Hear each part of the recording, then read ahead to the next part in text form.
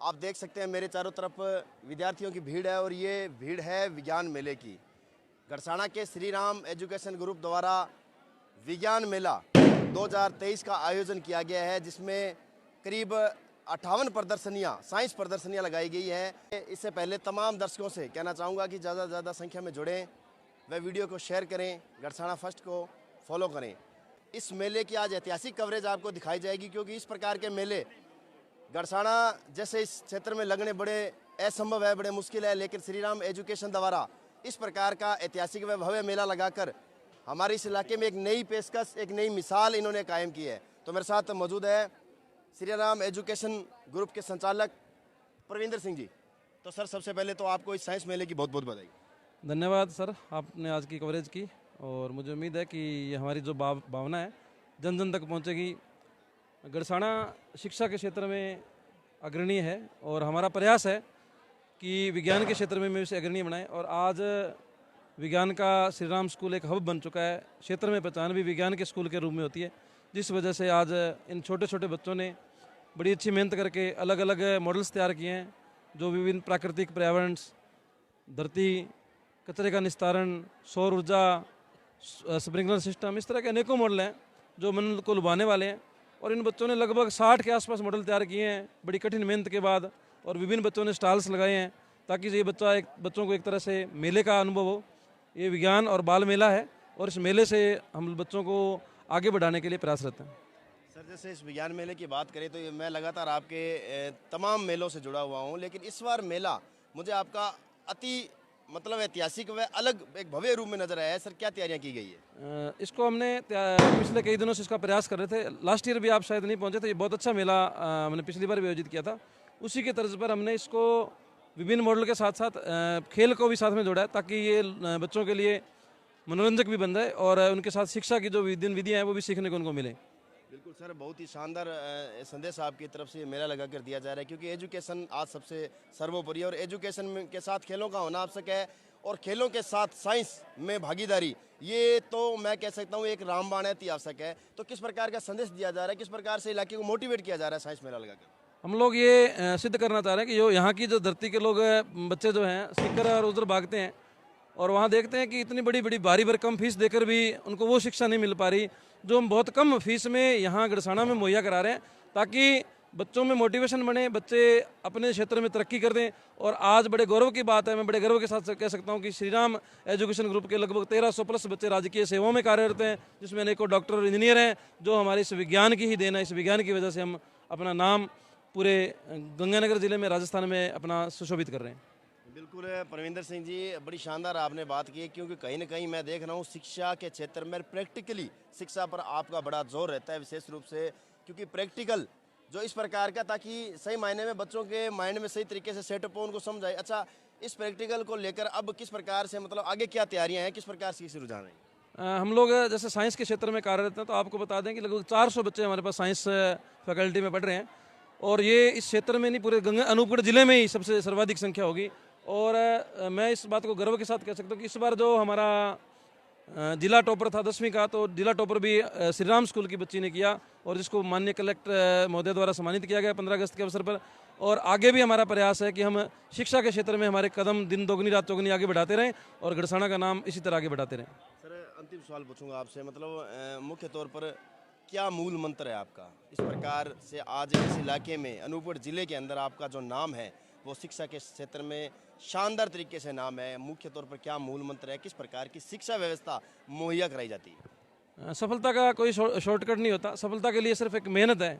और सबसे बड़ी बात है कि मेरे पास आज 108 आदमियों की टीम है जो काम करती है और वो टीम सबसे पुरानी टीम है। कई अध्यापक तो उस समय के विद्यालय में कार्यरत हैं, जब से हमने विद्यालय आरंभ किया है, और आज वो हमारे साथ कंधे से कंधा मिलाकर खड़े हैं। और आज उन अध्यापकों की और बच्चों की परिश्रम है कि विद्यालय तरक्की कर रहा है और मुझे उम्मीद है कि विद्यालय आने वाले दिनों में और आगे जाएगा और गड़साना का नाम रोशन करेगा। बहुत बहुत धन्यवाद प्रविंदर सिंह जी, आप हमारे साथ जुड़े। तो देख सकते हैं किस प्रकार से श्री राम शिक्षण संस्थान, जो आज एक शिक्षा की नगरी में सबसे टॉप स्तर पर पहुंच चुका है। और बात करें इस साइंस मेले की, तो दिनों दिन ये साइंस मेला और ज़्यादा प्रगति की ओर है।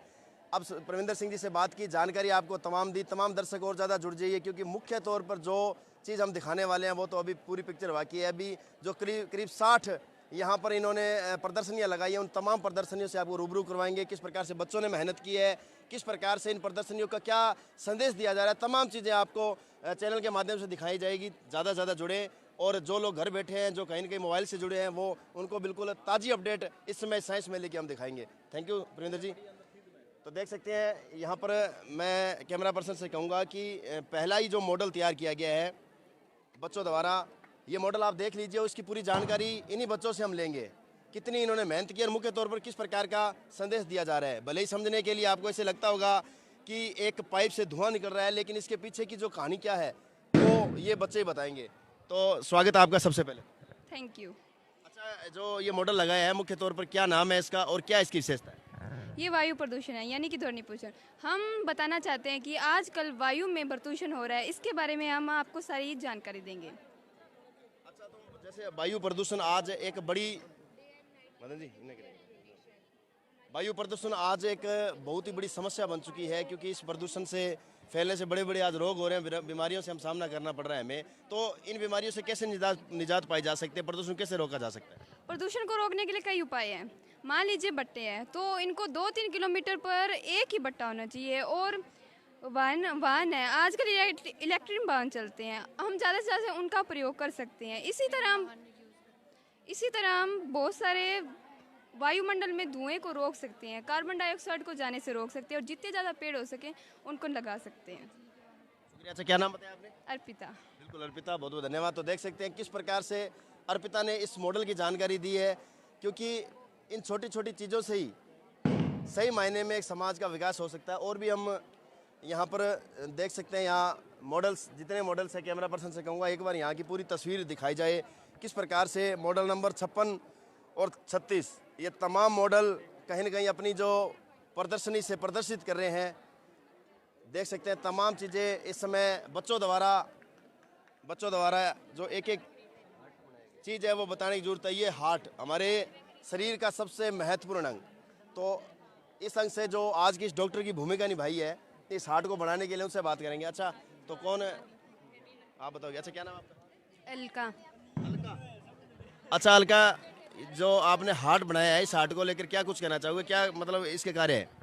ये है ना हमारे शुद्ध रक्त को है ना शुद्ध करता है। और सर्वप्रथम है ये हमारे दोनों फेफड़ों के मध्य वक्षगुहा में स्थित होता है। और जब है ना ये हमारे चारों कक्ष बायां लिंद, बाएं नील्य, दायां लिंद और दाएं नील्य में से है ना बायां नील्य होता है, वो हमारे शरीर का है ना सबसे बड़ा कक्षक होता है। और ये हमारे 70 मिलीलीटर हर चक्कर में है ना रक्त को पंप करता है। और जब है ना इसके अंदर है ना रक्त का दबाव बढ़ता है, तो फिर ये पूरे परिसंचरण मार्ग में चला जाता है सारा रक्त। और हृदय एक दिन में 72 बार धड़कता है, और 1 मिनट में, और एक दिन में 1 लाख बार, और 1 साल में 3 करोड़ और 7 लाख बार धड़कता है।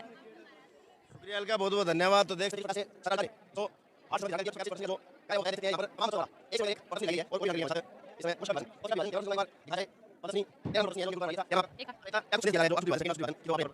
यहाँ पे अर्ध फर्स्ट है, ये सेकंड है। इसमें ना कोशिकाएं बढ़ती हैं और शरीर का विकास होता है। ये लैंगिक प्रजनन के लिए अति आवश्यक होता है, और ये कोशिका बढ़ती है, वैसे शरीर बढ़ता है। और जानना चाहेंगे, अच्छा क्या है प्रदर्शनी?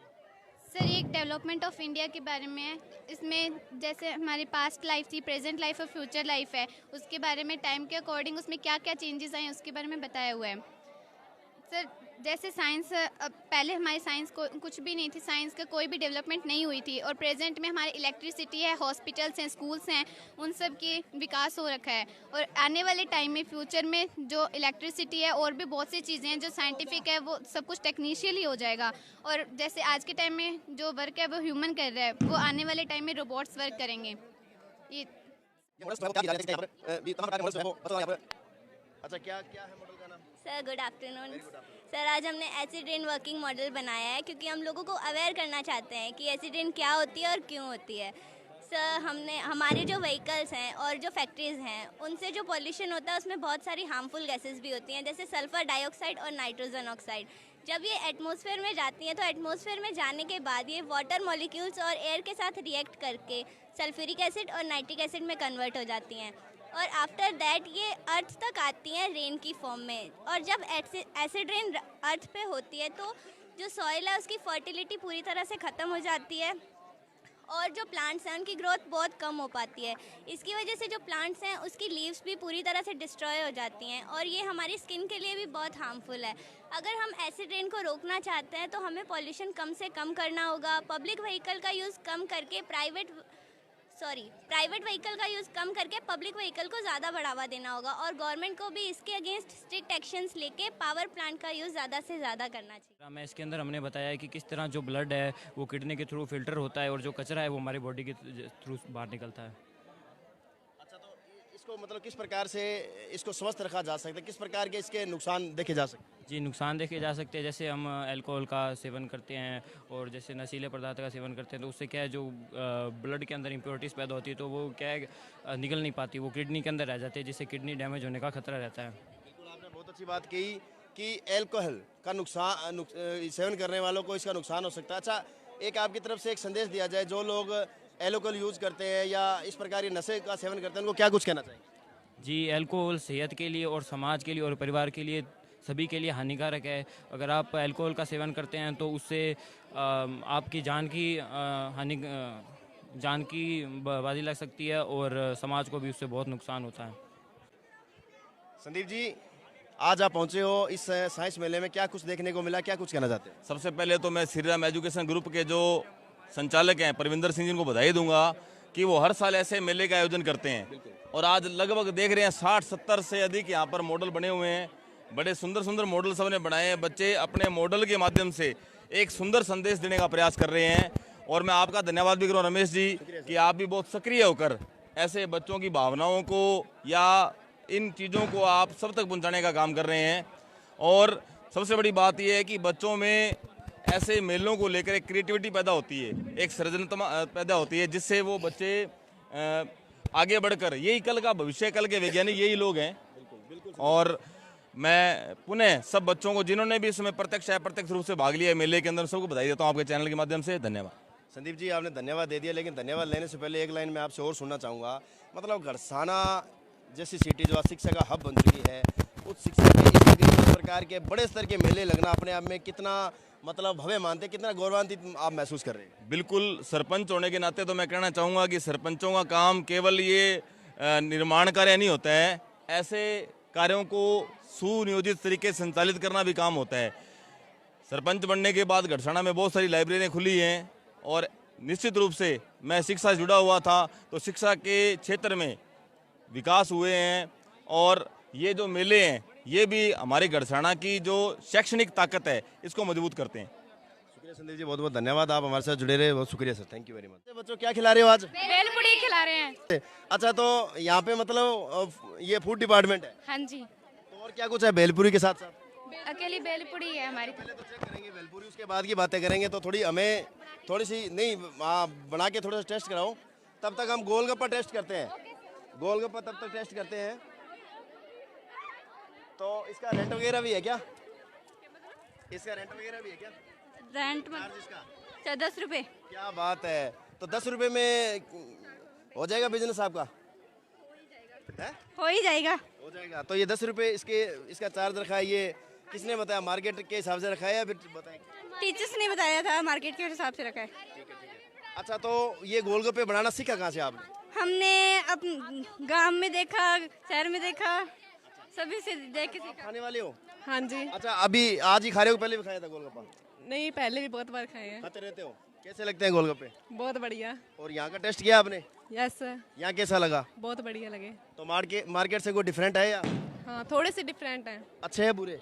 अच्छे हैं। क्या बात है, तो आपको आपके ये जो गोलगप्पे वो सफल हो चुके हैं। अच्छा, कहाँ चेक करते हैं, खिलाओ एक गोलगप्पा चेक करेंगे और फिर इसके बारे में बताएंगे सही मायने में।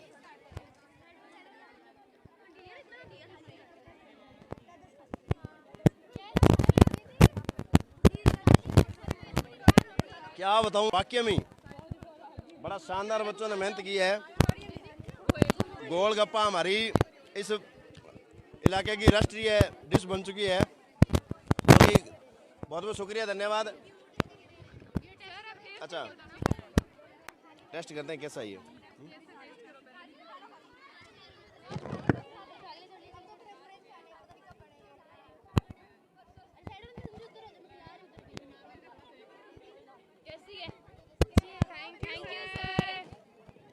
हूँ ये इसमें जो चाट मसाला आपने डाला है वो किसने तैयार किया है? आपने घर पे तैयार किया है? तो रेडीमेड लेके आए हैं। हाँ जी सर, बना बनाए लेके आए, रेडीमेड लेके आए हैं। देखो भले ही मसाला ये रेडीमेड है, लेकिन इसका स्वाद, इसका जायका, जो बच्चों ने इसको बनाने में जो मेहनत की है ना, काबिल तारीफ है। क्योंकि मसाला बिल्कुल आपको वो गड़साना में मिल जाएगा, लेकिन ऐसा स्वाद मेरे ख्याल से नहीं मिलेगा। इसलिए मैं तमाम जो लोग इस समय कहीं के चैनल से जुड़े हुए हैं और जो तमाम घर पर बैठे देख रहे हैं, वो यहाँ आए और भेलपुरी का आनंद जरूर ले। अच्छा, ये कहाँ की है भेलपुरी? बम्बई की भेलपुरी है। बम्बई की भेलपुरी है ये सिर्फ बम्बई की भेलपुरी बोला जाता है। बम्बई की भेलपुरी बोला जाता है, ये कहीं पे नहीं मिलती, बम्बई के मशहूर शहर में मिलती है। क्या बात है। तो क्या नाम है आपका? सिमरन प्रीत है मेरा नाम। सिमरन, आज तो आपने हमें बम्बई का जो टेस्ट है वो गड़साना में दे दिया है। Thank you sir. अच्छा, तो ये प्रदर्शनी आपने अपने मूड से लगाई थी या कहा था? नहीं सर, आइडिया से हमने ये बनाया है कि अच्छी लगे और दूसरों को भी अच्छा आए और खाने में अच्छी लगे ये।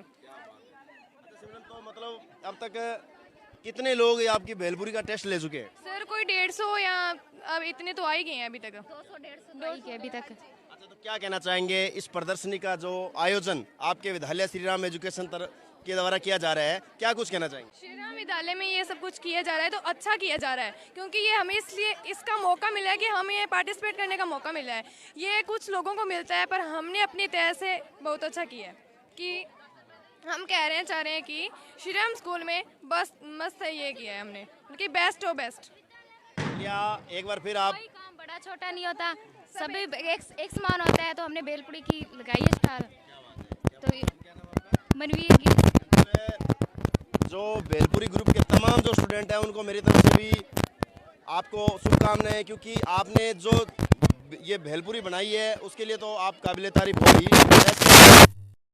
आपने मोटिव जो है उसके लिए आपको सैल्यूट है, क्योंकि आपने ये बताया है कि काम कोई बस करने का जुनून और जज्बा होना चाहिए। Yes sir, yes sir, yes sir. तो एक बार जुड़े रहे हमारे साथ और ज़्यादा से ज़्यादा इस वीडियो को शेयर करें, चैनल को फॉलो करें, ताकि हर लेटेस्ट खबर आप तक पहुँचे। मेरे सहयोगी साथी मदन के साथ रमेश मेघवाल, गड़साना।